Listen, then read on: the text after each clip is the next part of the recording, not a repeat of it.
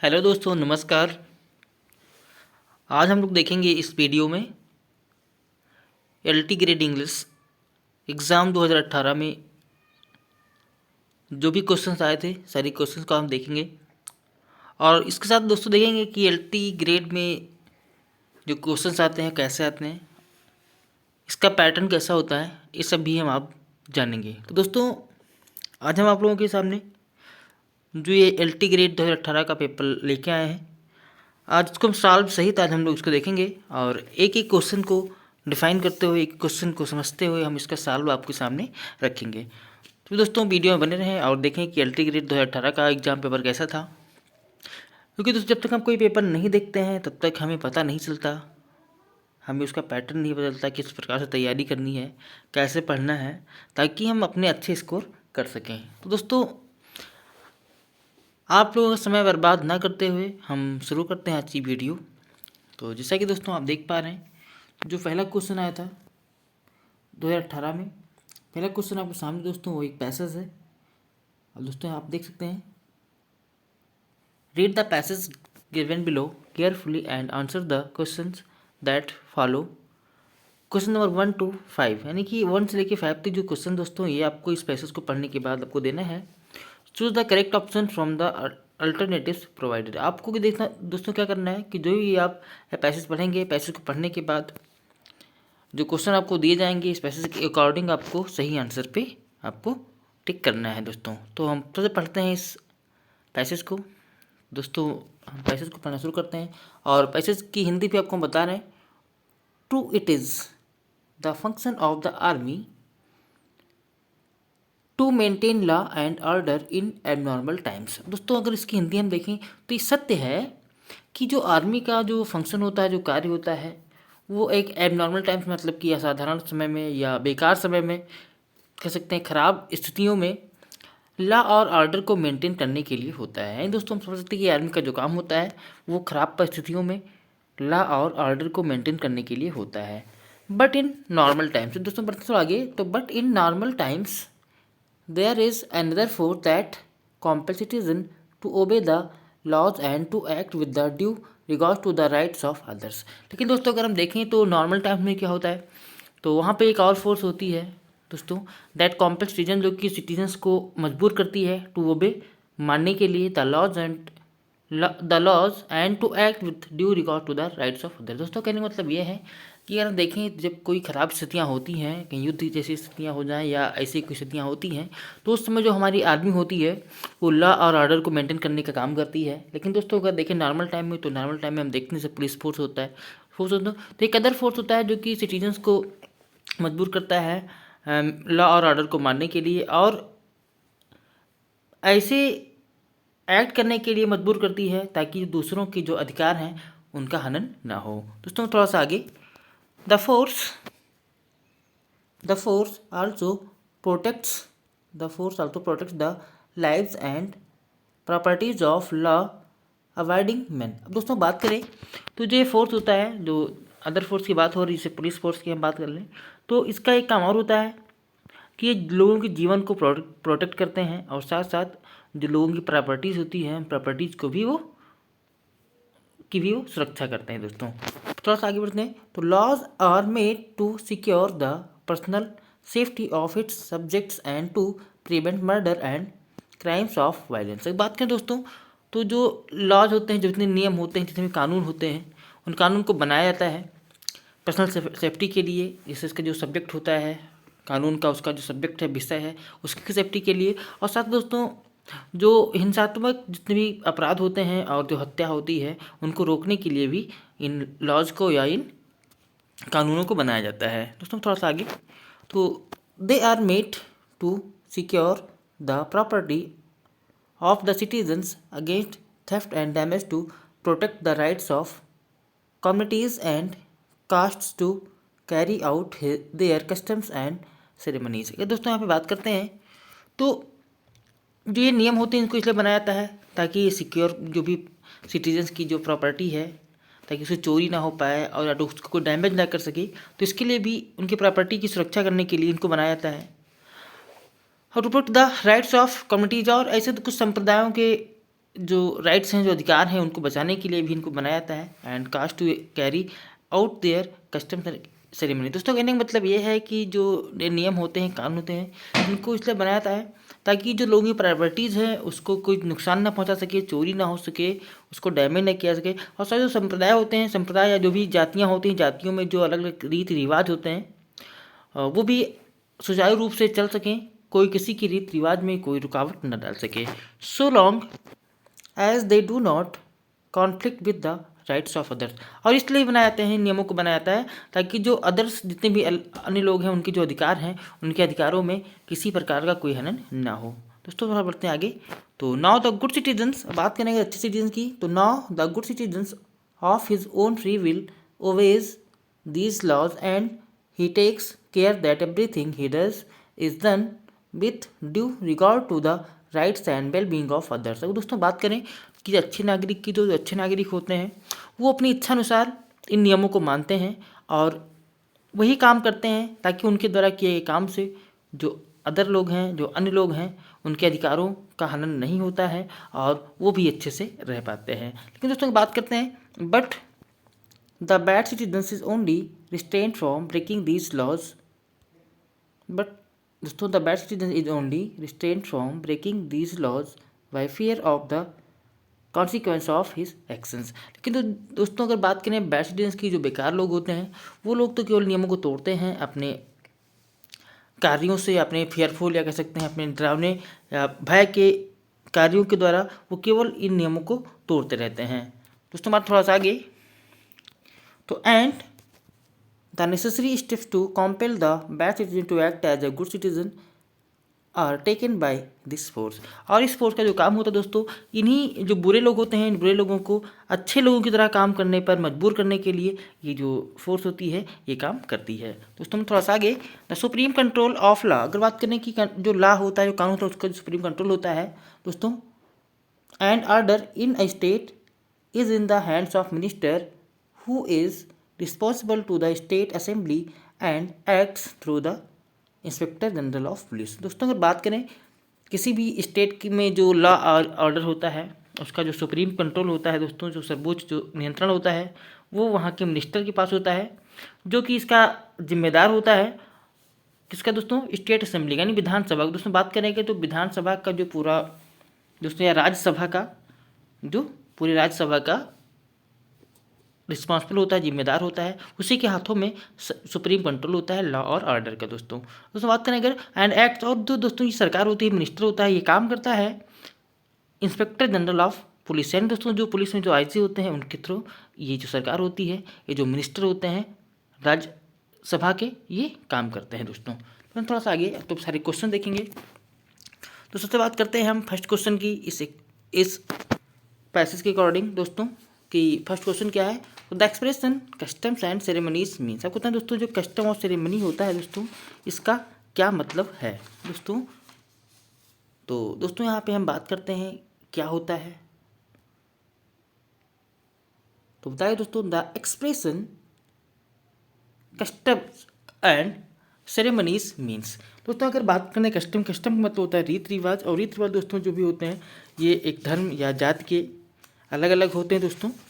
तो आपके सामने ऑप्शन है दोस्तों, फर्स्ट ऑप्शन आपके सामने fairs and festivals, second option दोस्तों हैबिट्स एंड ट्रेडिशंस, और थर्ड ऑप्शन है usual practices and religious rules, और फोर्थ है सुपरस्टिशंस एंड फॉर्मेलिटीज़। दोस्तों आपको बताना है सही ऑप्शन क्या है, तो आप लोग जान लीजिए। जो हमने बताया था रिलीजियस रूल्स होते हैं दोस्तों, और कुछ उनके यूजुअल प्रैक्टिसेस होते हैं, इसी को कस्टम और सेरेमनीज बताया गया दोस्तों इस पैसेज के अकॉर्डिंग। पर थोड़ा सा आगे दोस्तों नेक्स्ट क्वेश्चन हमारा है दोस्तों, क्वेश्चन देखते हैं। A suitable title for the given passage would be. बात की जाए दोस्तों कि जो ये पैसेज है इसके लिए एक सुटेबल टाइटल क्या हो सकता है। आपके सामने ऑप्शन दोस्तों, फर्स्ट है the function of the army, second है laws and the people's right, the fear of the law and citizen security, the function of the police. अब दोस्तों बताना है कि इस पैसेज के लिए सही टाइटल क्या हो सकता है। क्वेश्चन नंबर 2 का सही आंसर क्या होगा दोस्तों। अगर हम बात करते हैं तो अगर हम टाइटल उसी को रखते हैं जिसके बारे संबंध में पूरे पैसेज में बातें होती हैं। दोस्तों यहाँ बात हुई है केवल फोर्स के लिए हमने बात की दोस्तों, पुलिस फोर्स दोस्तों। तो यहाँ पर सही आंसर हो जाएगा D, the function of the police. दोस्तों थोड़ा बढ़ते हैं आगे क्वेश्चन थर्ड की तरफ। थर्ड है आपके सामने क्वेश्चन दोस्तों। क्वेश्चन आप देखिए, according to the writer which one of the following is not the responsibility of the police. सबको पता है दोस्तों कि जो राइटर ने इस पैसेज में बताया है, इस पैसेज के अकॉर्डिंग या राइटर के अकॉर्डिंग पुलिस की जिम्मेदारी इनमें से कौन सी नहीं है। फर्स्ट ऑप्शन आपके सामने दोस्तों, to protect the privilege of all citizens. Second है to check violent activities of citizens. Third है to ensure peace among citizens by safeguarding individual rights. और फोर्थ ऑप्शन आपके सामने दोस्तों, to maintain peace during extraordinary circumstances. आपको बताएं दोस्तों कि इन चारों में से जो पुलिस होती है या पुलिस फोर्स है उसकी जिम्मेदारी कौन सी नहीं है। दोस्तों ऑप्शन आपके सामने है, आप इसमें से सही ऑप्शन का चुनाव करें पैसेज के अकॉर्डिंग। दोस्तों अगर आपको दिक्कत है पैसेज, आप वीडियो को थोड़ा सा रिवर्स करके पैसेज देख सकते हैं दोस्तों। तो क्वेश्चन थर्ड के लिए अगर सही आंसर की हम बात करते हैं दोस्तों, पुलिस की जिम्मेदारी क्या नहीं है, तो लास्ट है दोस्तों to maintain peace during extraordinary circumstances. दोस्तों ये पुलिस का काम नहीं होता। तो थोड़ा सा आगे दोस्तों क्वेश्चन फोर्थ की तरफ हम क्वेश्चन को पढ़ ले रहे हैं दोस्तों। तो विच of the following reflects the main trust of the passage. आपको बताएं दोस्तों कि जो ऑप्शन आपको हम दिखा रहे हैं बताया गया इनमें से वो कौन सा ऑप्शन है दोस्तों जो रिफ्लेक्ट करता है इस पैसेज का जो मेन ट्रस्ट है उसको रिफ्लेक्ट करता है दोस्तों। तो हम देखते हैं इसके ऑप्शन को। ऑप्शन आपके सामने है क्वेश्चन 4 का। ऑप्शन फर्स्ट है आपके सामने दोस्तों, आप देख लीजिए। It deals with the importance of the army in maintaining law and order. It highlights the might of the police as superior to that of the army. Fourth है, it discusses the miles of the army and the police in different circumstances. Fourth option दोस्तों आपके सामने है, it points to the responsibility of the minister and the inspector general of police. आपको बताएं दोस्तों सही option क्या होगा इस पैसेज के अकॉर्डिंग। क्वेश्चन नंबर 4 का अगर हम बात करते हैं तो सही ऑप्शन होगा दोस्तों वो है आपका ऑप्शन नंबर 4 आपके सामने इस पैसेज का दोस्तों। तो आपका ऑप्शन है it points to the responsibility of the minister and the inspector general of police दोस्तों। एंड दोस्तों जो ये पैसेज है ये संकेत करता है कि जो किसी भी राज्यसभा का मिनिस्टर होता है, इंस्पेक्टर जनरल ऑफ पुलिस होता है, उसकी रिस्पॉन्सिबिलिटी क्या होती है। दोस्तों क्वेश्चन 5 की तरफ देखते हम बढ़ते हैं। तो हम क्वेश्चन को देख लेते हैं। What of the following which one has the opposite meaning to the word restrained in the passage. आपको बताया दोस्तों जो वर्ड रिस्ट्रेंड है, रिस्ट्रेंड के लिए आपको बताना है कि इसका अपोजिट मीनिंग रखने वाला वर्ड कौन सा है जो आपको ऑप्शंस दिख रहे हैं। तो क्वेश्चन 5 की अगर हम बात करते हैं दोस्तों तो आपके सामने ऑप्शन है, फर्स्ट है प्रमोटेड, सेकंड है आपके सामने एक्सीलरेटेड, और थर्ड है इंट्रोड्यूस्ड, और फोर्थ है इनहिबिटेड। अब बताएं दोस्तों सही ऑप्शन क्या है, तो उसको बात करते हैं सही ऑप्शन की। तो सही ऑप्शन हो जाएगा एक्सीलरेटेड दोस्तों। रिस्ट्रेंट का मतलब होता है एक्सीलरेटेड। थोड़ा सा आगे दोस्तों क्वेश्चन नंबर 6 की तरफ। 6 है आपके सामने, what does riches mean here. अब बताएं दोस्तों यहाँ पर जो रिचेज है, रिचेज का क्या मतलब है दोस्तों। तो रिचेज क्या है, फर्स्ट ऑप्शन आपके सामने है दोस्तों, लक्ष्मी गॉडेस। सेकंड ऑप्शन है मैटेरियल गेन्स। थर्ड ऑप्शन है name of a girl. Fourth option है मनी। आपको बता दोस्तों रिचेज का मतलब क्या है क्वेश्चन 6 के लिए। तो अगर हम बात करें दोस्तों रिचेज के लिए, तो रिचेज के लिए सही ऑप्शन हो जाएगा वो है बी। रिचेज का मतलब होता है दोस्तों मैटेरियल गेन्स दोस्तों। मतलब क्वेश्चन नंबर 7 की तरफ। तो यहाँ बताया गया what does the poet say about lust of fame. आपको पता है दोस्तों कि जो कवि है, कवि लस्ट ऑफ फेम किसको कहता है आपको बताना है। ऑप्शन आपके सामने है दोस्तों। फर्स्ट है पैसन, सेकंड है क्रेज, थर्ड है ट्रांजिटरी, फोर्थ है एक्सटैसी। आपको बताना है सही ऑप्शन क्या है दोस्तों चारों में से। कवि ने लस्ट ऑफ फेम जो बताया है इसका क्या मतलब है दोस्तों आपको बताना है। 7 की बात करें दोस्तों तो लस्ट ऑफ फेम का मतलब कवि के द्वारा हो जाएगा ट्रांजिटरी। दोस्तों थोड़ा सा क्वेश्चन नंबर 8 की तरफ। तो व्हाट इज द कंडीशन, दोस्तों यहाँ पे क्वेश्चन है what is the condition of the poet it is या हैज। बताना है कि what is the condition of the poet, कवि जो है कवि की कंडीशन क्या है। द पोएट इज की पोएट है या पोएट रखता है। फर्स्ट है dissatisfied with the present, second है satisfied with the present, third है लव फॉर फ्यूचर, फोर्थ है लव फॉर पास्ट। पता है सही ऑप्शन क्या है क्वेश्चन नंबर 8 के लिए। अगर दोस्तों बात करें क्वेश्चन नंबर 8 की तो क्वेश्चन नंबर 8 की अगर हम बात करें सही ऑप्शन हो जाएगा आपके सामने है second satisfied with the present. दोस्तों थोड़ा सा आगे question number 9 what does the poet pray for. आपको बताइए दोस्तों कि कवि है कवि किसके लिए प्रार्थना करता है। ऑप्शन आपके सामने दोस्तों। First escape from the earth, second है ब्रेक ऑफ हार्ट, थर्ड है लिबर्टी ऑफ सोल, फोर्थ है प्रेस्टीज। आपको बताना है सही ऑप्शन क्या हो जाएगा क्वेश्चन नंबर 9 के लिए। अगर दोस्तों बात करते हैं क्वेश्चन 9 की तो यहाँ पे कब प्रार्थना करता है लिबर्टी ऑफ सोल, यानी कि इसी के लिए वो लिबर्टी ऑफ सोल के लिए दोस्तों वो प्रे करता है ईश्वर से। क्वेश्चन नंबर 10 आपके सामने है which of the following is correctly spelled. आपको बताएं दोस्तों कि इनमें से कौन सा वर्ड है जो करेक्टली स्पेल्ड है यानी इसकी स्पेलिंग सही है।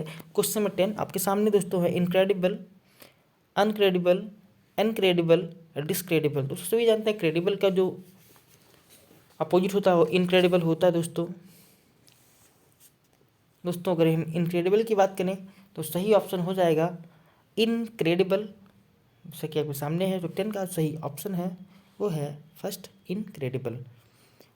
तो क्वेश्चन नंबर 11 की तरफ हम बढ़ते हैं। तो आपके सामने क्वेश्चन है which of the following has the correct spelling. आपको बताना है इसमें से करेक्ट स्पेलिंग कौन सी। दोस्तों ये स्पेलिंग बहुत ही इंपॉर्टेंट दोस्तों, इसको आप एक एक स्पेलिंग आप देख लीजिए, इसको आप लिख सकते हैं क्योंकि एग्जाम में पूछा जा सकता है। कोनाइसर दोस्तों आपके सामने वर्ड है, आपको बताना है कोनाइसर का सही ऑप्शन क्या हो जाएगा, सही स्पेलिंग क्या होगा। तो 11 की अगर हम बात करें दोस्तों तो सही ऑप्शन हो जाएगा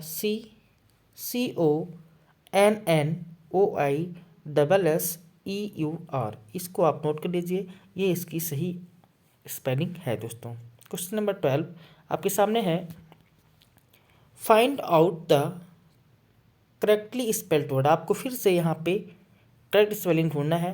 रेस्टोरेंट, अब रेस्टोरेंट की सही स्पेलिंग क्या है दोस्तों आप सभी जानते होंगे, नहीं जानते हैं तो इसको आप नोट कर लीजिए क्वेश्चन नंबर 12 के लिए।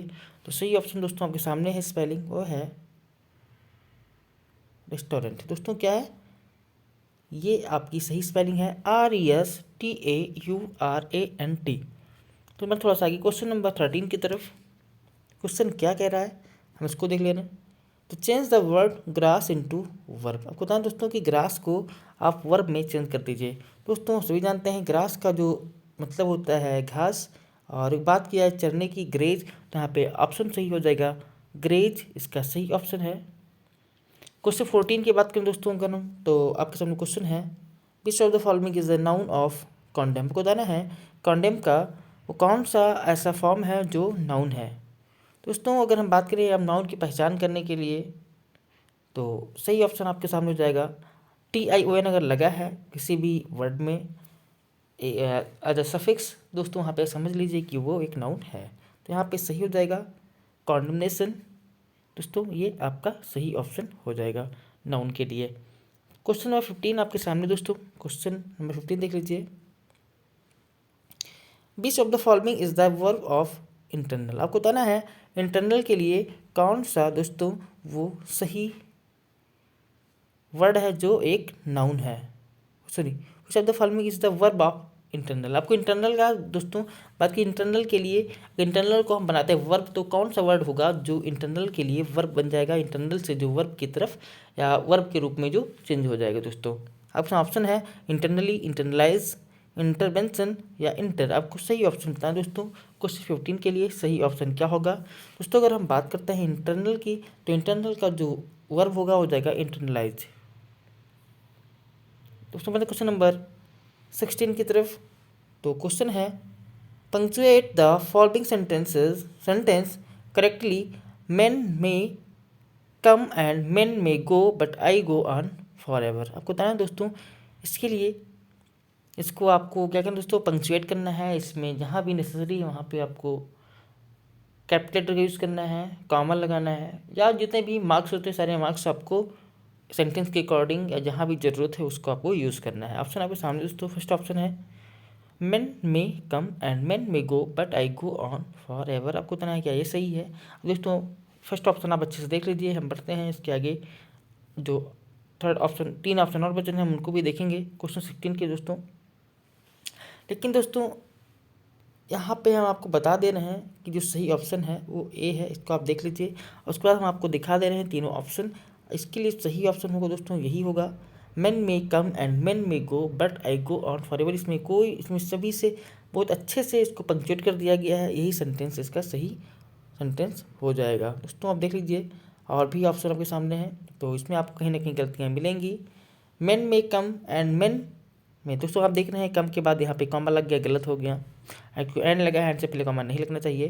मैन में go but I go on for ever. दोस्तों यहाँ पे आगे देखते हैं मैन से पहले कॉमा लग गया, और वर्ब और सब्जेक्ट के बीच में कॉमा नहीं लगता दोस्तों, अब जानते हैं दोस्तों ये भी गलत है। मैन में कम एंड मैन में गो, बट यहाँ पे 2 कॉमा दिख रहे हैं आपको, बट से पहले भी और बट के बाद दोस्तों, यानी ये भी आपका दोस्तों सेंटेंस गलत है। तो फर्स्ट जो ऑप्शन था वही इसके लिए सही पंक्चुएटेड सेंटेंस था दोस्तों। देखते हैं question number 17, punctuate the following sentence correctly. आपको फिर बताया गया कि I therefore request to grant me leave, इस सेंटेंस को आपको पंक्चुएट करना है। ऑप्शन आपके सामने है दोस्तों, फर्स्ट ऑप्शन है आई देयर फॉर कॉमा आप देख लीजिए, request to grant me leave, I therefore request to grant me leave, I therefore request to grant me leave. आपको बताना है सही ऑप्शन दोस्तों क्या है। आपके सामने ऑप्शन है, आप लोगों को हम 10 सेकंड का टाइम दे रहे हैं, आप इसमें देख लीजिए। अगर आप पहचान पाते हैं तो समझ लीजिए आपकी ग्रामर, आपकी जो लैंग्वेज है बहुत ही अच्छी दोस्तों। और हम आपको बता रहे हैं क्वेश्चन नंबर 17 के लिए सही ऑप्शन क्या होगा दोस्तों। आप ध्यान रखिएगा, देयरफॉर जो यूज करते हैं दोस्तों, देयरफॉर, तो देयरफॉर से पहले भी हम कॉमा लगाते हैं और देयरफॉर के बाद भी कॉमा लगता है दोस्तों, ये आप याद रखिए। तो इसलिए सही ऑप्शन हो जाएगा फर्स्ट, इसका भी क्वेश्चन नंबर 18। फिर पंक्चुएशन ही है दोस्तों, punctuate the following sentence correctly. I like all things good and bad, beautiful and ugly, dark and bright. आपको बताऊँ दोस्तों इसको क्या करना है, पंक्चुएट करना है। आपके सामने ऑप्शन है, फर्स्ट है आई लाइक ऑल थिंग्स। आप चारों ऑप्शन को देख लीजिए, उसके बाद हम आपको सही ऑप्शन बताते हैं। तो सही आंसर क्या होगा दोस्तों हम बता दे रहे हैं आपको, आप इसको पहले देख लीजिए अच्छे से। 10 सेकंड का टाइम आपके पास है दोस्तों, आप देख लीजिए। और उसके बाद बात करते हैं क्वेश्चन नंबर जो 18 है, 18 के सही ऑप्शन की दोस्तों। तो हम आपको बता दे रहे हैं क्वेश्चन नंबर 18 के लिए सही ऑप्शन क्या होगा। तो सही ऑप्शन दोस्तों हो जाएगा B, I like all things good and bad, beautiful and ugly, dark and bright. अब दोस्तों यहाँ पे देख लीजिए कि यहाँ पे एंड से 2 अलग अलग क्वालिटीज़ को जोड़ दिया गया है, इसलिए दोनों के बाद ही कॉमा लगेगा दोस्तों। इस प्रकार से आप समझ गए होंगे। मैं थोड़ा सा आगे क्वेश्चन नंबर 19 की तरफ, 19 है choose the correct plural form of the following. दोस्तों आपको इसमें से 4 वर्ड इसमें बताना है कि कौन सा दोस्तों प्लूरल फॉर्म है। Man servant, main servant, main servants या मैड्स सर्वेंट। सब पता है दोस्तों कि मैन सर्वेंट अगर एक वर्ड है तो मैन सर्वेंट का प्लूरल क्या हो सकता है क्वेश्चन नंबर 19 के लिए दोस्तों। तो आप फिर जानते हैं दोस्तों कि हो जाएगा सी, मेन सर्वेंट्स। मैन का दोस्तों जगह मेन और सर्वेंट का हो जाएगा सर्वेंट्स दोस्तों। पर थोड़ा सा आगे क्वेश्चन नंबर 20 की तरफ, choose the correct sentence from the following. आपको जो 4 सेंटेंस दिख रहे हैं इनमें सही सेंटेंस आपको चुनना है। I am obliged of you for this good turn, I am obliged to you for this good turn, I am obliged with you for this good turn, I am obliged to you by this good turn. आपको पता दोस्तों किसके लिए इसमें कौन सा सही sentence है, जहाँ पर आपको देखना दोस्तों यहाँ पे जो प्रीपोजिशंस का यूज़ हुआ है, सही प्रीपोजिशन किस सेंटेंस में यूज किया गया है क्वेश्चन 20 के लिए। दोस्तों अगर हम बात करें 20 की, तो आप ध्यान दीजिए कि ऑब्लाइज्ड के बाद दोस्तों टू लगता है, सभी जानते होंगे। और यहाँ पे ऑब्लाइज किसके लिए किया गया दोस्तों, तो दिस गुड टर्न के लिए यहाँ पे फॉर का यूज़ होना स्वाभाविक है दोस्तों। तो इसलिए सेंटेंस आपका जो बी है ये सही सेंटेंस है। क्वेश्चन 21 दोस्तों आपके सामने है। Because the correct sentence from choose the correct sentence from the following. आपको क्या दोस्तों, जो यहाँ भी आप वही करना है, सही सेंटेंस चुनना है। Because he is clever therefore he gets good marks. Because he is clever so he get good marks. Because he is clever he get good marks. Because he is clever so that he get good marks. पता दोस्तों सही option क्या होगा question 21 के लिए। बात करते question 21 की, तो सही ऑप्शन जो हो जाएगा दोस्तों यहाँ पे कहीं या तो ना तो देयरफॉर लगेगा ना सो लगेगा, तो सही ऑप्शन हो जाएगा दोस्तों बिकॉज। क्योंकि बिकॉज दोस्तों होता है, बिकॉज लगने के बाद सेंटेंस आपका कॉम्प्लेक्स होता है, और कॉम्प्लेक्स में हम सो या देयरफॉर का यूज़ नहीं करते दोस्तों, बल्कि हम कॉमा का यूज़ करते हैं। आप इसको ध्यान रखेंगे दोस्तों। थोड़ा आगे क्वेश्चन नंबर 22 क्या है, give the synonym of the word candid. आपको कैंडिड जो वर्ड दोस्तों, इसका आपको सिनोनिम बताना है। कैंडिड का क्या मतलब हो, सबसे पहले आप ये जान लीजिए कि कैंडिड का मतलब क्या होता है। आपको समझ सकते हो कैंडिड का मतलब क्या, उसके बाद आपको उसका सिनोनिम ढूंढ लेना है, यानी समानार्थी वर्ड आपको ढूंढना है क्वेश्चन 22 के लिए दोस्तों। तो एक बात में क्वेश्चन 22 की दोस्तों, तो कैंडिड का मतलब दोस्तों फ्रैंक। दोस्तों फ्रैंक होता है खुले दिल का आदमी, कह सकते हैं फ्रैंक, देखिए फ्रैंक बोलते हैं। तो सही ऑप्शन हो जाएगा इसका दोस्तों सी, यानी कि कैंडिड का मतलब होता है फ्रैंक। थोड़ा सा आगे क्वेश्चन 23 है, एंटोनिम बताना दोस्तों, यानी कि इसमें आपको बताना है विलोम शब्द। Give the antonym of the word disparage. आपको डिस्पैरेज के लिए आपको बताना है कि एंटोनिम क्या होगा, इसका उल्टा क्या होगा। 23 का सही ऑप्शन क्या होगा दोस्तों, आपके सामने प्लीज, प्रेज, बिलाइट या डेनिग्रेट। दोस्तों अगर बात करते हैं हम डिस्परेज की, तो डिस्परेज का मतलब होता है किसी को अपमानित करना। और दोस्तों इसके लिए हम अगर बात करें तो सही ऑप्शन हो जाएगा प्रेज, यानी कि किसी का प्रशंसा करना। तो दोस्तों अपमान करना का आप जानते ही हैं उल्टा प्रशंसा करना ही होता है। क्वेश्चन 24 आपके सामने है, fill in the blanks, fill in the blank be suitable option. His speech was disappointing. It all the major issues. अब दोस्तों आप बताना है कि सही वर्ब कौन सा होगा। फर्स्ट है प्रोजेक्टेड, सेकंड है रिवील्ड, थर्ड है स्केलेटेड, और फोर्थ आपके सामने है एनालाइज्ड। आपको ना दोस्तों सही वर्ब यहाँ पे कौन सा होगा जो सही सेंस यहाँ पे प्रकट कर पाएगा क्वेश्चन 24 में दोस्तों। तो बात में क्वेश्चन 24 की, तो सही ऑप्शन आपके सामने हो जाएगा दोस्तों क्या, स्कर्टेड। दोस्तों की बात करते हैं तो यहाँ पे स्कर्टेड एक ऐसा वर्ड है दोस्तों जो यहाँ पे इस सेंटेंस के लिए सही सेंस दे पा रहा है। थोड़ा सा आगे क्वेश्चन नंबर 24 के बाद 25 की तरफ आपके सामने ऑप्शन दोस्तों 25 क्वेश्चन आपके सामने है, विच ऑफ द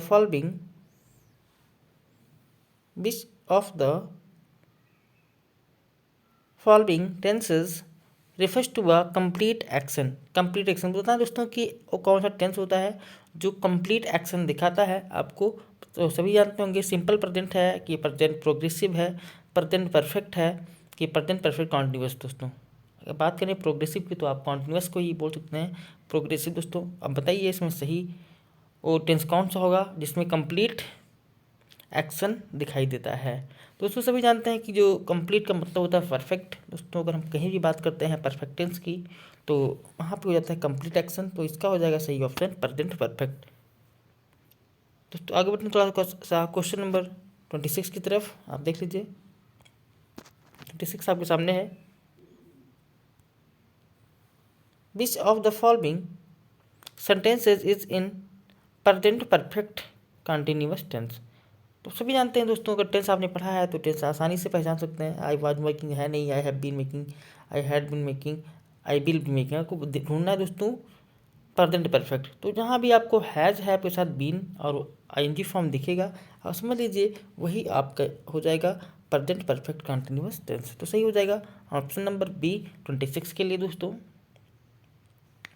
क्वेश्चन 27 दोस्तों आपके सामने है, choose the correct sentence in present, choose the correct sentence in present continuous tense. आपको बताएं दोस्तों कि प्रेजेंट कंटिन्यूअस टेंस के लिए इसमें सही सेंटेंस क्या हो जाएगा जिसमें प्रेजेंट कंटिन्यूअस टेंस आपको दिख रहा है। तो चलो दोस्तों, आपको देखना है कि प्रेजेंट कंटिन्यूअस टेंस में जो हमारी वर्ब होती है, वर्ब का फॉर्म क्या होता है। तो अगर हम बात करते हैं दोस्तों, तो वर्ब टू बी यानी इज एम आर के साथ में आपको लगाना है एनजी फॉर्म। अब कहीं भी दिख रहा है समझ लीजिए वो सेंटेंस आपका प्रेजेंट कंटिन्यूअस टेंस है। तो आपको दिख रहा होगा option number C, uncle is making, तो इज के साथ में एनजी फॉर्म लगा है, ये आपका प्रेजेंट कंटिन्यूअस टेंस है। कुछ उसमें थोड़ा सा आगे क्वेश्चन 28 की तरफ आपके सामने है question, give the correct meaning of the idiom in camera. अब इन कैमरा दोस्तों, यहाँ पे इन कैमरा एक इडियम है, आपको बताना है इन कैमरा का मतलब यहाँ पे क्या हो जाएगा, इस इडियम का मीनिंग क्या होगा। First, a small bulb in a camera, a film in a camera, in a dark room, eight a secret और प्राइवेट प्लेस। आपको बताना है सही ऑप्शन क्या होगा 28 के लिए दोस्तों। अगर बात करें दोस्तों 28 की, तो यहाँ पे सही हो जाएगा एट अ सीक्रेट और प्राइवेट प्लेस। इन कैमरा दोस्तों आप नोट कर सकते हैं, इन कैमरा एक इडियम होता है जिसका मतलब होता है एट अ सीक्रेट और प्राइवेट प्लेस। क्वेश्चन 29 दोस्तों आपके सामने है, आप देख लीजिए। Choose the correct meaning of the idiom once in a blue moon. आपको बताना है once in a blue moon जो इडियम है दोस्तों, इसका सही मीनिंग क्या होगा। क्या वंस इन ए डिकेड होगा, वंस इन अ ईयर होगा, वेरी रेयरली होगा, वेरी कॉमनली होगा। दोस्तों आप समझ गए होंगे 29 के लिए अगर हम बात करें तो सही ऑप्शन हो जाएगा वेरी रेयरली। दोस्तों ब्लू मून का मतलब होता है दोस्तों once in a blue moon मतलब वेरी रेयरली। तो थोड़ा सा आगे, give the correct meaning, give the correct meaning of the following idiom phrase. आपके सामने फ्रेज है दोस्तों, टू एक्सेप्ट द गॉन्टलेट। आपको बताना है टू एक्सेप्ट द गॉन्टलेट जो है दोस्तों इस इडियम का सही मीनिंग क्या होगा। फर्स्ट है टू एक्सेप्ट डिफीट, सेकंड है to accept a challenge, to suffer humiliation और फोर्थ है टू एक्सेप्ट एन ऑनर। आपको बताना है सही ऑप्शन क्या होगा टू एक्सेप्ट द गॉन्टलेट के लिए दोस्तों, गॉन्टलेट के लिए। तो इसके लिए सही ऑप्शन हो जाएगा दोस्तों, अगर हम बात करें क्वेश्चन 30 की, तो सही ऑप्शन हो जाएगा B, to accept a challenge. दोस्तों अगर हम बात करते हैं टू एक्सेप्ट द गॉन्टलेट का मतलब होता है to accept a challenge. Question 31 आपके सामने दोस्तों, क्वेश्चन देख लीजिए पहले। तो fill in the blank with the correct idiom phrase, if you disturb me I shall dot dot dot of my story, तो put up with, best once breathe, lost the thread, move with time। तो बताना है सही idiom कौन सा होगा जिसको यहाँ पर अगर हम फिल करें तो ये सेंटेंस सही अर्थ प्रकट कर पाएगा। क्वेश्चन नंबर 31 के लिए दोस्तों अगर हम बात करते हैं तो सही ऑप्शन हो जाता है सी। दोस्तों अगर हम बात करते हैं सी की, लॉस्ट द थ्रेड, तो ये ऑप्शन सही हो जाएगा। दोस्तों आगे बढ़ते हैं क्वेश्चन 32 के लिए, तो आप क्वेश्चन पढ़ लीजिए। Put the given sentence into indirect narration. After आपका क्वेश्चन है, good morning Vijay, good morning Vijay said Ramesh are you going to the market. आपको बताना है इसके लिए सही इनडायरेक्ट फॉर्म क्या होगा। फर्स्ट है, Ramesh wished Vijay good morning and asked whether he was going to the market. आप सेंटेंस को याद रखिए दोस्तों, हम दिखा रहे हैं आपको। नेक्स्ट जो थ्री और ऑप्शन है उनको भी हम आपको दिखा दे रहे हैं। सेकंड दोस्तों, Ramesh said good morning to Vijay and asked was he विकल। दोस्तों Ramesh wished good morning to Vijay and asked when Ramesh told good morning. अब दोस्तों अगर हम बात करते हैं सही ऑप्शन की, तो जैसा कि हमने पहला सेंटेंस देखा था दोस्तों, तभी हम समझ गए थे कि इसका जो सही ऑप्शन होगा वो ए होगा। क्यों? क्योंकि दोस्तों जो सेंटेंस आपको यहाँ पे मिल रहा था आर यू, तो ये एक, आप इसको देख लीजिए, ये है यस नो टाइप क्वेश्चन। और यस नो टाइप क्वेश्चन जब भी होता है तो वहाँ पे हम आस्क के बाद दोस्तों हम कंजक्शन के रूप में इफ या वेदर लगाते हैं। तो यहाँ वेदर लगा हुआ है दोस्तों, यहाँ पे सारे चेंजेस सही हैं, तो इसलिए यहाँ पे फर्स्ट ऑप्शन सही हो जाएगा। थोड़ा सा आगे क्वेश्चन नंबर 32 कंप्लीट करने के बाद 33 की तरफ दोस्तों क्वेश्चन आपके सामने है। यहाँ भी आपको इनडायरेक्ट फॉर्म ही देखना है। Change the following sentence into indirect narration. आपके सामने ऑप्शन है, मोती आस्क्ड गंगा। आपके लिए Moti asked Ganga whether the latter was in his senses. आपको बताना दोस्तों ये सेंटेंस है इनडायरेक्ट फॉर्म में है, आपको डायरेक्ट फॉर्म इसका बनाना है। तो आपके सामने ऑप्शन है, hey Gangu are you in your senses now, asked Modi. क्या ऐसे ही होगा? Gangu have you lost your senses, asked Modi, ये सही होगा। या Gangu are you in your senses, asked Modi, ये सही होगा। या are you senseless Gangu, asked Modi. आपको करना है 33 के लिए सही ऑप्शन क्या होगा दोस्तों, आप देख लीजिए। तो अगर हम बात करें 33 के लिए सही ऑप्शन तो हो जाएगा C, Gangu are you in your senses, asked Modi, यही हो जाएगा दोस्तों। क्योंकि आप क्वेश्चन पर देख लीजिए, मोदी आस्ट गंगू, मोदी ने गंगू से कहा। दोस्तों अगर हम बात करते हैं किसी के नाम को, कि अगर किसी का नाम लेते हुए या किसी को एड्रेस करते हैं, मुझसे कोई बात करते हैं दोस्तों, तो उस नाउन को हम बना देते हैं रिपोर्टिंग वर्ब में ऑब्जेक्ट। तो यहाँ पे गंगू को ऑब्जेक्ट बना दिया गया है दोस्तों। और ये बचा are you in your senses, ये जो सेंटेंस था एसानो टाइप क्वेश्चन था, इसलिए यहाँ पे वेदर का यूज़ करते हुए दोस्तों इस सेंटेंस को बनाया गया है। लेटर की जो कोई बात करें दोस्तों, लेटर यहाँ पे दूसरा आदमी होता है, लेटर बाद वाला, यानी कि गंगू के लिए यहाँ पे लेटर का यूज़ कर दिया गया। तो आप इसमें कंफ्यूज नहीं होंगे। और थोड़ा सा आगे क्वेश्चन 34 के दोस्तों, क्वेश्चन 34 है, put the following sentence into indirect narration, Sohan से to me I have always been your friend. यहाँ पे दोस्तों बात की गई है इस सेंटेंस को, सोहन से to me I have always been your friend, इस सेंटेंस को इनडायरेक्ट नरेशन में चेंज करने की। तो आपके सामने 4 सेंटेंस बने हुए हैं। सोहन टोल्ड मी, इतना तो सही दोस्तों अगर हम बात करें, क्योंकि सेंटेंस आपका असर्टिव है, तो टोल्ड मी दोस्तों सही है। बात करने आगे, दैट ही, अगर ही की हम बात करें आई को चेंज कर दिया गया दोस्तों, सोहन से भी सही है। हैज़, लेकिन यहाँ दोस्तों ये गलती हो गई, क्योंकि यहाँ पे हम टेंसेंस करने वाले हैं, क्योंकि यहाँ पे दोस्तों रिपोर्टिंग और आपका पास्ट है। जो रिपोर्टिंग और पास्ट होता है, तो पास्ट आपका रिपोर्टेड स्पीच भी होना चाहिए, तो ये भी गलत है। Sohan told me that I had, यहाँ पे दोस्तों गलती ये हुई कि आई को हमने चेंज नहीं किया है सोहन के अकॉर्डिंग, तो भी गलत है। Sohan told me that I have, यहाँ भी गलती है दोस्तों। Sohan told me that he had always been my friend, दोस्तों यही ऑप्शन आपका सही हो जाएगा, यानी कि इसका सही ऑप्शन हो जाएगा डी, आप इसको नोट कर लीजिए। क्वेश्चन 34 को कंप्लीट करने के बाद बढ़ते हैं क्वेश्चन 35 की तरफ। 35 आप पढ़ लीजिए दोस्तों। 35 आपके सामने क्वेश्चन है, आप इसको देख लीजिए। Change the following sentence into indirect narration, फिर से आपको इनडायरेक्ट नरेशन में चेंज करना है। आप देखिए क्वेश्चन है दोस्तों, he said to her what a cold day. आप दोस्तों अगर बात करें व्हाट अ कोल्ड डे, यहाँ पे इसे जो ये क्वेश्चन मार्क लगाओ दोस्तों, ये गलत है, यहाँ पे क्वेश्चन मार्क नहीं होना चाहिए। यहाँ पे आप समझ लीजिए कि यहाँ पे लगा हुआ है साइन ऑफ एक्सक्लेमेशन। तो अब हम बात करते हैं सेंटेंस की। तो अगर साइन ऑफ एक्सक्लेमेशन लगा है तो सेंटेंस आपका हो जाएगा एक्सक्लेमेटरी सेंटेंस। अगर एक्सक्लेमेटरी सेंटेंस है तो अब हम इसको देखते हैं किस प्रकार से चेंज करेंगे। He told her that it was a cold day, ये सही है। He exclaim that it was a cold day, ये सही है। ही एक्सक्लेम सॉरोफुली दैट, ये भी सही है नहीं दोस्तों। He exclaim that it was a very cold day. दोस्तों अगर हम बात करते हैं क्वेश्चन 35 की, तो जो सही ऑप्शन हो जाएगा डी। क्योंकि दोस्तों जब भी वर्ड से कोई सेंटेंस शुरू होता है, वर्ड या हाउस से, और सेंटेंस आपका एक्सक्लेमेटरी होता है, तो वहाँ पे हमें वेरी या ग्रेट का यूज़ करना होता है। तो इस पर सेंटेंस दोस्तों ये आपका सही है। थोड़ा सा आगे, चूज द करेक्ट सेंटेंस, आपको सही सेंटेंस चुनना है। When I went to school we had to learn Latin, ये सही है। When I went to school we must have, when I had gone to school we would be learning, क्या सही है। When I had to go to school we might learn Latin. अब होता है सही सेंटेंस इसमें से कौन सा है 36 के लिए दोस्तों। तो सही सेंटेंस की अगर हम बात करें तो फर्स्ट सेंटेंस ये हमारा सही है, when I went to school we had to learn Latin. तो थोड़ा सा आगे क्वेश्चन 37 के लिए, pick out the correct sentence, सही सेंटेंस का चुनाव करना है, ढूंढना है दोस्तों सही सेंटेंस में कौन सा है। When I grow up I would be an astronaut, when I grow up then, ये गलत है दोस्तों, देन नहीं लगेगा। When I shall grow up दोस्तों, क्या ये सही है। When I grow up I am going to be an astronaut, सही था दोस्तों 37 के लिए।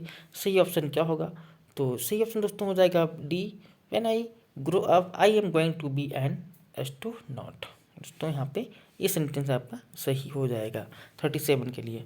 थोड़ा सा आगे दोस्तों क्वेश्चन 38, तो यहाँ पे ट्रांसफॉर्मेशन है दोस्तों। मैंने अपनी वीडियो में डिस्कस किया है LT ग्रेड सिलेबस के बारे में, वो वीडियो आप देख सकते हैं। अगर दोस्तों आपको वीडियो चाहिए तो कमेंट करिए, हम उसके लिंक आपको शेयर कर देंगे। और वैसे भी आप मेरी अपलोड वीडियो में जा करके ढूंढ सकते हैं दोस्तों। आप LT ग्रेड सिलेबस अच्छे से आप देख सकते हैं, उसमें ट्रांसफॉर्मेशन भी दोस्तों बताया गया था।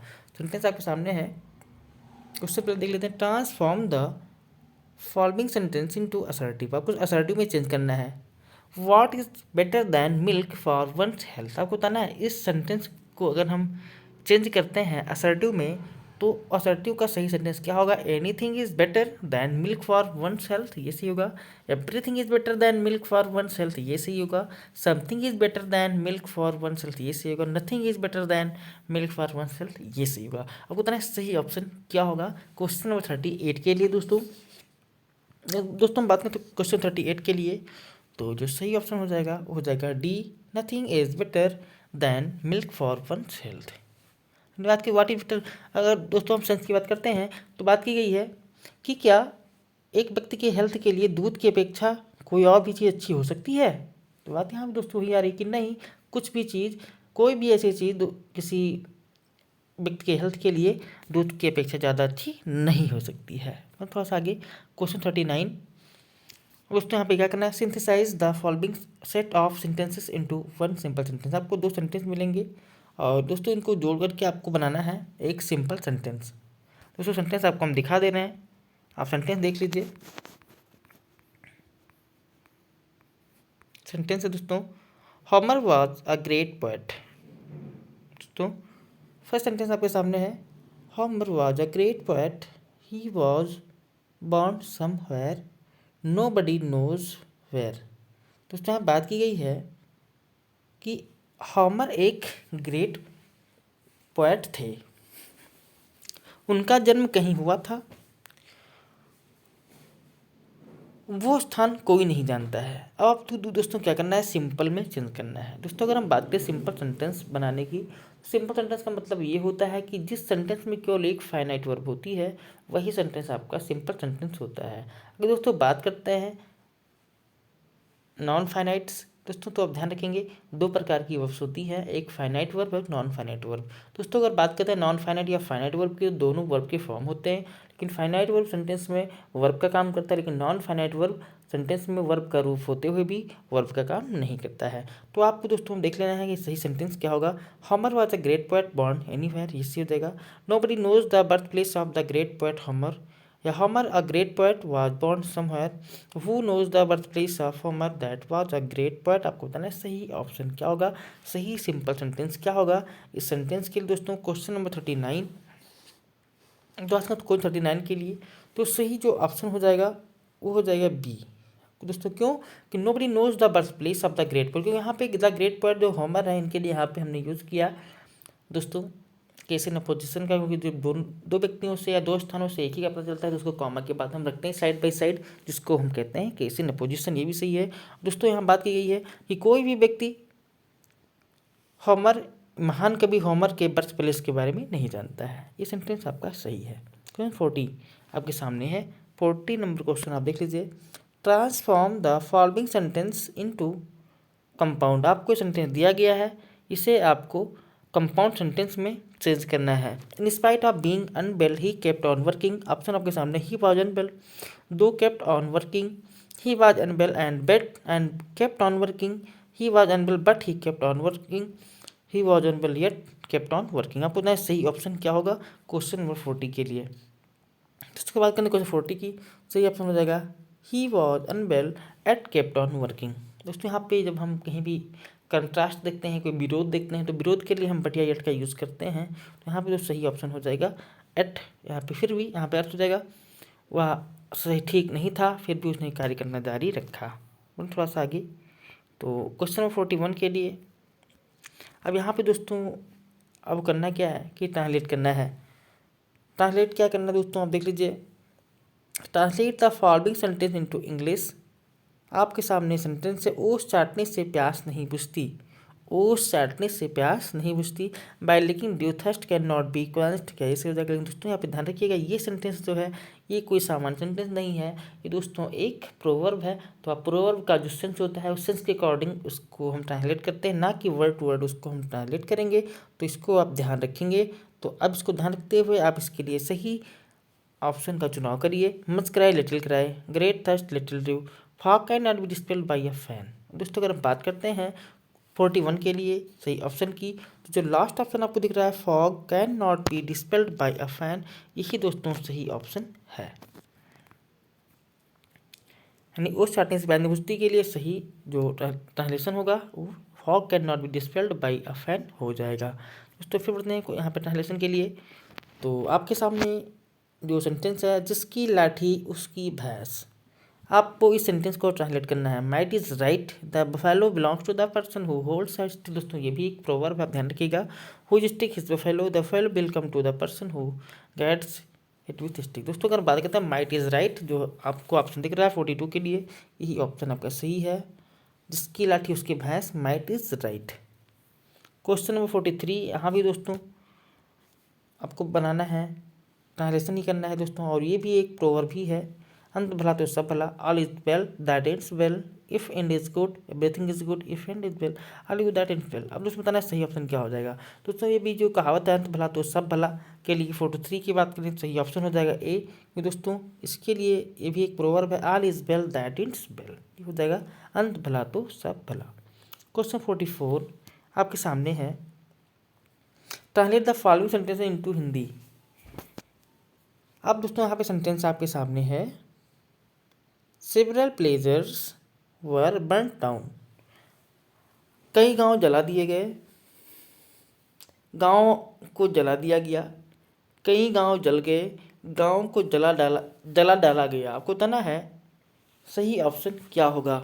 दोस्तों यहाँ पे बात करते हैं विलेजर्स के स्थान पर विलेजेस कर दीजिएगा। दोस्तों यहाँ पे गांव वालों की बात नहीं की गई, गांव की बात की गई दोस्तों, तो यहाँ पे विलेजर्स नहीं विलेजेस आप ध्यान रखिएगा। तो हाँ दोस्तों आप जो आर लगा हुआ है इसको आप यहाँ से रिमूव कर दीजिए, तो हो जाएगा ब्लेजेस। तो सेवरल ब्लेजेस वर बर्nt डाउन। तो दोस्तों यहाँ पर अगर बात करें जल गए हो जाएगा, तो या जला दिए गए हो जाएगा। इसी में आप समझते दोस्तों क्या हो जाएगा 44 के लिए सही ऑप्शन। तो सही ऑप्शन हो जाएगा दोस्तों, अगर गांव जल गए तो अपने आप जले नहीं दोस्तों, उनको कहीं ना कहीं जलाया गया है, तो सही ऑप्शन हो जाएगा कई गांव जला दिए गए। दोस्तों थोड़ा सा आगे क्वेश्चन 45 के लिए, translate the following sentences into Hindi. फिर आपके सामने सेंटेंस है, I shall not mind a little more tea. आपको ना दोस्तों इसके लिए सही हिंदी क्या होगा, मुझे थोड़ी चाय और चल जाएगी, मुझे थोड़ी चाय और दे दीजिए, मैं और चाय के लिए तैयार हूँ, मैं थोड़ी और चाय ले लूँगा। आपको बताना है सही ऑप्शन क्या होगा। क्वेश्चन नंबर 45 के लिए दोस्तों बताइए सही ऑप्शन क्या हो सकता है। दोस्तों बाकी क्वेश्चन नंबर 45 की जो सही ऑप्शन हो जाएगा, मुझे थोड़ी चाय और दे दीजिए, I should not mind a little more T के लिए। दोस्तों मैं थोड़ा सा आगे क्वेश्चन नंबर 45 को कंप्लीट करने के बाद हम देखेंगे क्वेश्चन 46। यहाँ भी आपको हिंदी ट्रांसलेशन ही दिख रहा है। दोस्तों आपके सामने सेंटेंस है, were I to be elected again I would solve these problems.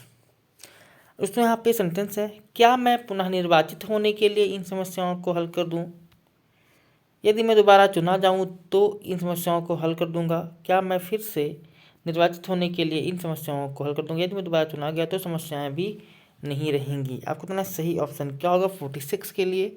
दोस्तों अगर दोस्तों हम बात करते हैं क्वेश्चन 46 की, तो 46 के लिए सही ऑप्शन हो जाएगा दोस्तों है बी। दोस्तों यदि मैं दोबारा चुना जाऊँ तो मैं समस्याओं को हल कर दूंगा, यही ऑप्शन आपका सही हो जाएगा। कुछ 47 के लिए हम पढ़ते हैं दोस्तों आगे। तो अब यहाँ पे जो क्वेश्चन है वो है, point out the salutation in an informal letter. अगर इनफॉर्मल लेटर में जो सैल्यूटेशन होता है, तो सैल्यूटेशन के लिए हम क्या यूज़ करते हैं, या dear mother, sir, dear Madan, और डियर मैडम या डियर जेंटलमैन। आपको बताना है कि इनफॉर्मल लेटर में हम क्या यूज़ करते हैं दोस्तों 47 के लिए। तो 47 की अगर हम बात करें दोस्तों, तो सही ऑप्शन हो जाएगा डियर मदर। दोस्तों डियर मदर हम यूज़ करते हैं, याद रखिएगा, dear mother, dear father, dear friend, ऐसे क्या आप यूज़ करते हैं दोस्तों। सर, मैडम और जेंटलमैन आप यूज़ नहीं करते दोस्तों इनफॉर्मल लेटर्स में। बात करते हैं क्वेश्चन 48 के लिए। तो क्वेश्चन आपके सामने है, इन क्वेश्चन दोस्तों an informal letter has the following parts. बताना है कि इनफॉर्मल लेटर होता है उसमें कितने पार्ट्स होते हैं।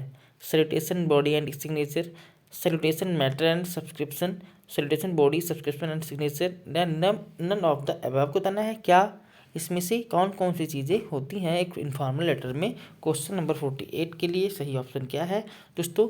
तो अगर हम बात करें इन्फॉर्मल लेटर की, उसमें होना चाहिए सैल्यूटेशन, बॉडी, सब्सक्रिप्शन और साथ साथ सिग्नेचर। थोड़ा सा आगे 49, तो 49 जो क्वेश्चन दोस्तों वो है आपके सामने, with love is use in which part of an informal letter. बताना है कि किस इन्फॉर्मल लेटर में या इन्फॉर्मल लेटर के किस पार्ट में दोस्तों हम विथ लव का यूज़ करते हैं। फर्स्ट है हेडिंग, सेकंड है ओपनिंग, थर्ड है क्लोजिंग, फोर्थ है बॉडी। आपको बताना है कि विथ लव हम कब यूज़ करते हैं, क्लोजिंग में, ओपनिंग में, हेडिंग में या बॉडी में। आपको बताना है सही ऑप्शन 49 के लिए क्या होगा। दोस्तों की बात करें 49 के लिए, तो जब भी हम यूज़ करते हैं विथ लव, तो जब हम सेंटेंस को मतलब अपना लेटर लिख कर ख़त्म कर देते हैं तो उस समय हम विथ लव का यूज़ हम करते हैं दोस्तों। तो सही ऑप्शन हो जाएगा क्लोजिंग। थोड़ा सा आगे क्वेश्चन 50 की तरफ। तो क्वेश्चन 50 है, in order to have a desired effect on the recipient a formal letter should be. आपको बताया है दोस्तों कि in order to have a desired effect on the, अगर आपको एक डिजायर्ड इफेक्ट डालना है रिसिपेंट के ऊपर फॉर्मल लेटर में तो कैसा होना चाहिए। तो फर्स्ट ऑप्शन आपके सामने है, in the proper format, to the point and relevant, grammatically correct या ऑल ऑफ द एबव। आपको बताना है सही ऑप्शन क्या हो सकता है फॉर्मल लेटर के लिए। यानी दोस्तों रिसिपेंट के यानी कि प्राप्तकर्ता के ऊपर आपको बढ़िया इफेक्ट बनाना है, तो आपका जो सेंटेंस, आपका जो फॉर्मल लेटर है वो कैसा होना चाहिए। क्वेश्चन नंबर 50 के लिए सही ऑप्शन दोस्तों क्या हो सकता है, आप बताइए। तो जो सही ऑप्शन दोस्तों होगा कि अगर आपको इफेक्ट डालना है तो सारी चीज़ें आपके लेटर में होनी चाहिए। आपकी जो फॉर्मेट हो प्रॉपर होना चाहिए, पॉइंट और रिलेवेंट भी होना चाहिए उसमें, और ग्रामेटिकली वो एरर नहीं होना चाहिए, करेक्ट होना चाहिए दोस्तों। तो ये सारी चीज़ें इसमें होनी चाहिए, तभी आप किसी रिसिपेंट के ऊपर या एक प्राप्तकर्ता के ऊपर अपना अच्छा प्रभाव बना सकते हैं।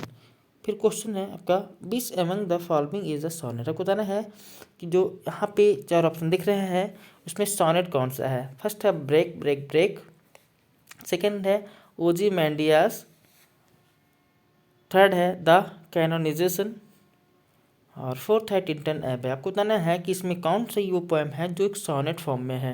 क्वेश्चन 51 के लिए दोस्तों सही ऑप्शन आपके सामने है। तो अगर हम बात करते हैं सोनेट की तो वो है ओजीमेंडियास दोस्तों। तो बढ़ते हैं थोड़ा सा आगे 52। क्वेश्चन 52 दोस्तों आप देख पा रहे हैं कि a sonnet having 3 quarters and a couplet with rhyming scheme A B C D E F G G. तो इस कॉल्ड बताना दोस्तों कि ये जो राइम स्कीम है एक सोनेट की, वो कौन सी सोनेट होती है। क्या वो मिल्टनिक सोनेट है, क्या वो पेट्रार्कन सोनेट है, क्या वो शेक्सपियरन सोनेट है, या क्या वो इटालियन सोनेट है दोस्तों। आपको बताना 52 के लिए कि A B C D E F G G जो होता है ये किस प्रकार के सोनेट के लिए सही राइम स्कीम है दोस्तों। 52 के लिए सही आंसर क्या हो सकता है दोस्तों। ध्यान रखिए लास्ट में जो यहाँ पे जी आपको दिख रहा है इसको आप याद रखिएगा।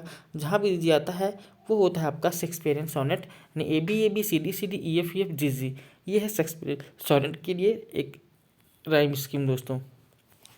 बढ़ते थोड़ा सा आगे। तो क्वेश्चन है, who introduced Ottawa Rima into English. आपको बताना है इंग्लिश में ओटावा रिमा दोस्तों जो है इसको किसने इंट्रोड्यूस किया है। फर्स्ट है चौसर, सेकंड है बैरन, थर्ड है बैट और फोर्थ है आपके सामने मिल्टन। तो 53 के लिए सही ऑप्शन दोस्तों क्या होगा।